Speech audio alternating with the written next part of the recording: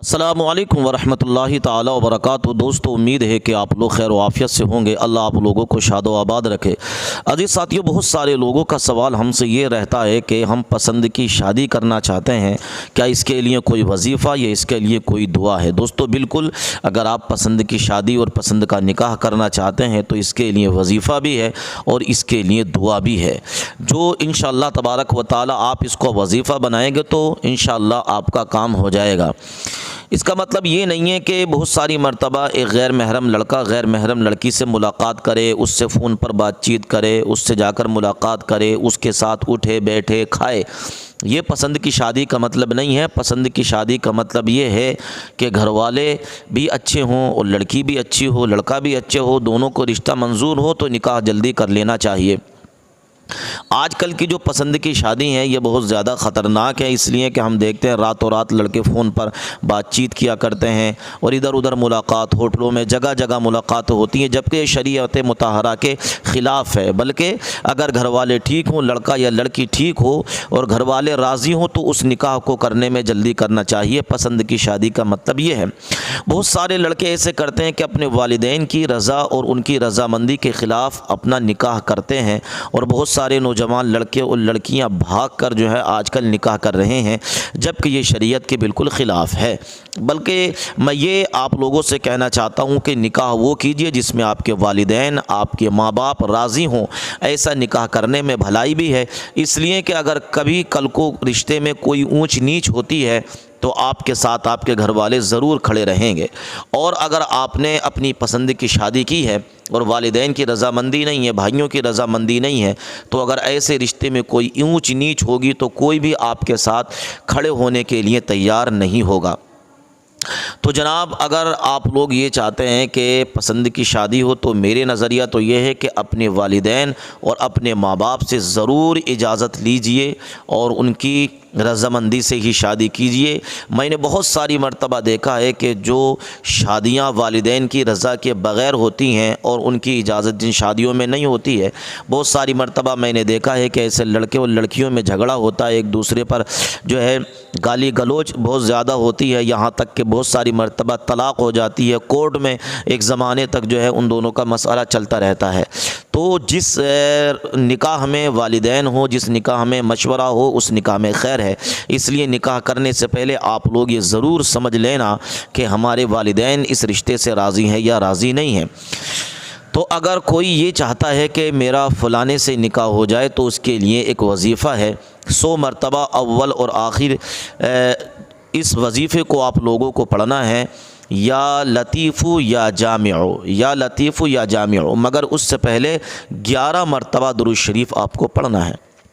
यानी पहले 11 मरतबा आपको दुरूद शरीफ पढ़ना है, शुरू में 11 मरतबा, आखिर में 11 मरतबा दुरूद शरीफ पढ़ना है और फिर ये दुआ पढ़नी है, या लतीफ़ु या जामिउ, या लतीफ़ु या जामिउ।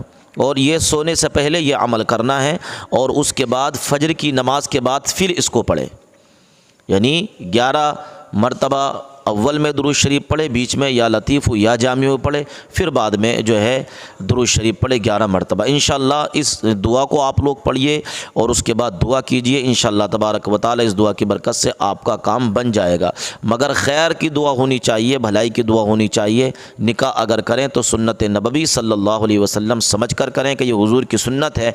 इस निकाह को मैं भलाई के लिए और अच्छाई के लिए इस निकाह को कर रहा हूँ। अजीज़ साथियों, आइए हम लोग एक वीडियो आप लोगों को दिखाता हूँ। इस वीडियो को आप लोग स्किप मत करिए, ज़रूर इस वीडियो को सुनिए। वो ऐसी भाषा का इस्तेमाल कर रहे हैं जो बिल्कुल जो सोशल मीडिया का ट्रोल इस्तेमाल करता है, पंचर बनाते हैं। ये कौन सी भाषा है? ये प्रधानमंत्री को शोभा नहीं देती, पहली बात। दूसरी बात, आपने पिछले 10 साल में 11 साल में इस देश के युवाओं को इस स्थिति में ला दिया है कि उनके पास पंचर बनाने के अलावा और पकौड़ा तलने की सलाह तो प्रधानमंत्री ने खुद दी थी। तो आपने इस देश के युवाओं को रोजगार के लायक तो छोड़ा नहीं है। यही एक रोजगार बचा है, या तो वो पकौड़ा तले या तो वो पंचर बनाए। प्रधानमंत्री जी मुसलमान सिर्फ पंचर नहीं बनाता है। मैं गिनाना शुरू करूंगा तो बहुत सारी चीजें ऐसी हैं कि मैं गिनाऊंगा कि मुसलमानों ने क्या क्या बनाया, लेकिन ये समय वो समय नहीं है कि मैं ये चीजें गिनाऊं और आप तंज करें। कांग्रेस पर आप आरोप लगा रहे हैं कांग्रेस हमदर्दी रखती है। मैं आपसे पूछना चाहता हूँ, क्या आप नफरत करते हैं? क्या आप अपने देश के ही एक नागरिक समूह से नफरत करते हैं? क्या अगर आप नफरत ना कर रहे होते तो आपने मुख्तार अब्बास नकवी को, शहनवाज हुसैन को, एमजे अकबर को, जफर इस्लाम को, सबको डस्टबिन में क्यों डाल दिया? इसका मतलब आप नफरत करते हैं। आप वक्फ बिल ला करके आज कह रहे हैं कि मुसलमानों का भला करना चाहते हैं, पसमानदा मुसलमानों का। आप बताइए, उस बिल को पेश करने के लिए लोकसभा में आपके पास एक भी मुस्लिम सांसद नहीं। आप मुस्लिम महिलाओं के हुकूक की बात करते हैं। आपका लोग किसी भी लोकसभा हो, राज्यसभा हो, देश का कोई भी विधानसभा हो, एक भी मुस्लिम महिला सदस्य नहीं आपके। आप जो बिल लेकर के आए हैं और उसको उसके समर्थन में आप जो तथ्य रख रहे हैं वो दोनों झूठे हैं। ये किसने कह दिया तुमसे कि बस पंक्चर बनाते हैं? ये इधर जो लोग हैं ये थोड़ी बहुत दाद देते हैं, जो पीछे बैठे हैं वो कसम खा के आए हैं, उन्हें लग रहा है कि उनकी दाद दिखाई नहीं पड़ेगी, सुनाई नहीं पड़ेगी। मैं आपको यकीन दिलाता हूं, आप दुआएं दे करके बताएं, मैं इंशाल्लाह आपकी धड़कनें सुन के बताऊंगा। यहां से वहां तक थोड़ी देर बिल्कुल मेरे रंग में रंग जाइए। ये किसने कह दिया तुमसे कि बस पंचर बनाते हैं? पहुंचाइएगा दिल्ली तक अगला मिसरा। ये किसने कह दिया तुमसे कि बस पंचर बनाते हैं? वतन पर हंस के जो कट जाएं ऐसे सर बनाते हैं। वतन पर हंस के जो कट जाएं ऐसे सर बनाते हैं। ये किसने कह दिया तुमसे कि बस पंचर बनाते हैं? हमारा शायर साथी तबरेज हाशमी भी बैठा है, मैं शेर पढ़ता हूं। उसने आपको बड़े मोहब्बत के शेर सुनाए होंगे, मैं ये शेर सुनाता हूं कि गजल में हम भी कर सकते हैं हुस्नो इश्क की बातें। गजल में हम भी कर सकते हैं हुस्नो इश्क की बातें। गजल में हम भी कर सकते हैं हुस्नो इश्क की बातें,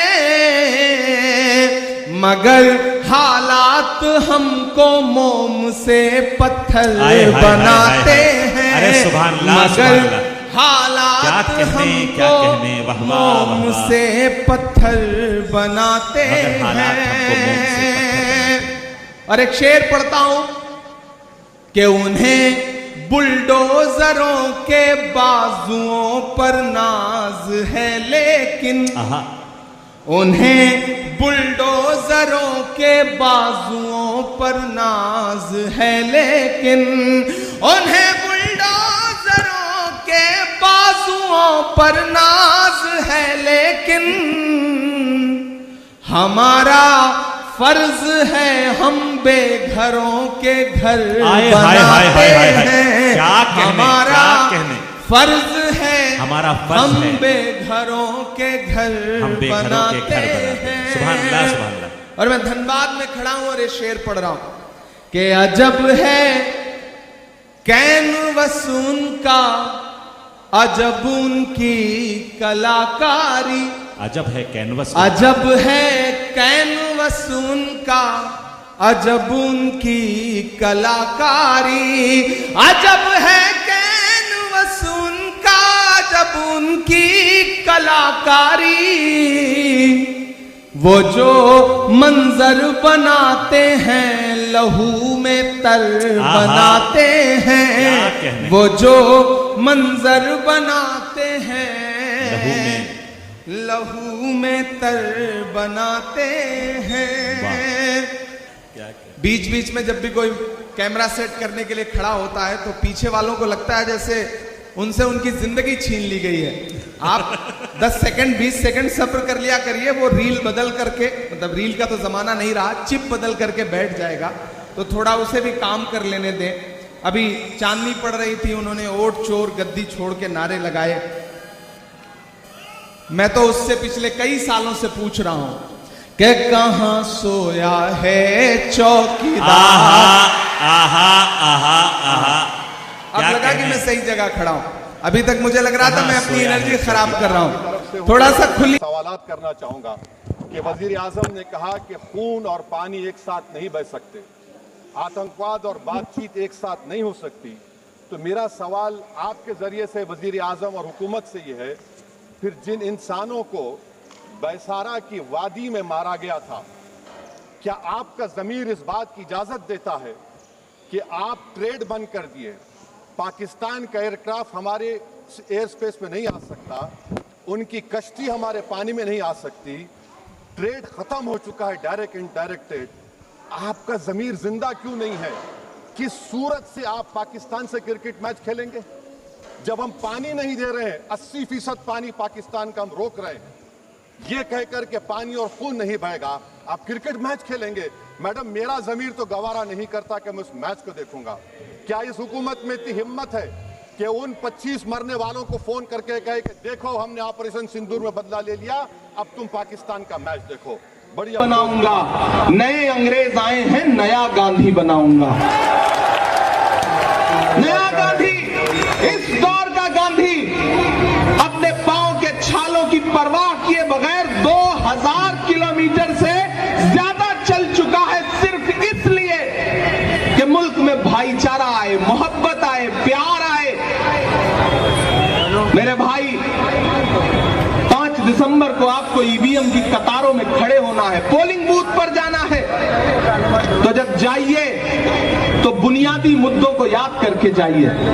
याद करिएगा, बटन दबाने से पहले ये याद रहे कि आपके इसी सूबे में 135 से ज्यादा लोगों ने अपनी जान इसलिए गंवा दी क्योंकि भ्रष्टाचार की वजह से एक ऐसा पुल जिसका रखरखाव किया जाना था, वो पुल ढह गया और 135 लाशें बिछ गईं।